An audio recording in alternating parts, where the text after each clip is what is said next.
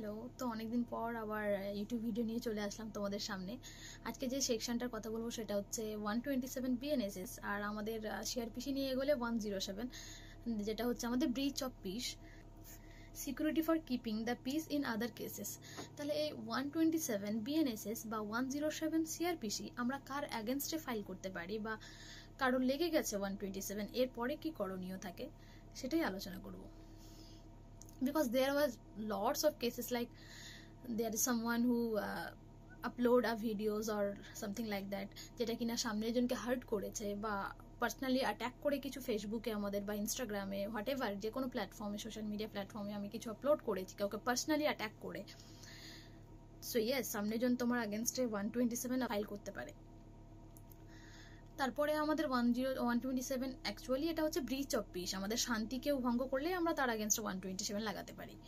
অনেক দেখছি আজকাল বেশিরভাগ সোশ্যাল মিডিয়াতে 127 লাগছে যদি কেউ কোনো পলিটিক্স ব্যাপারে কিছু আপলোড করে থাকে বা রিলিজিয়াস ম্যাটারে। So yes, be careful about this. যে কোনো তুমি কোনো রিলিজিয়াসকে নিয়ে যদি কোনো খিল্লি ওড়াও বা আর কোনো যেটা সামনের জনকে খারাপ লাগবে বা আর কিছু, they can easily file 107 against you।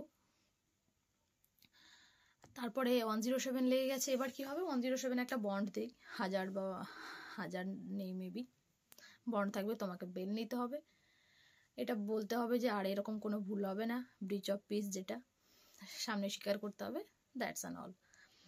এটা তো হলো সোশ্যাল মিডিয়ার কথা।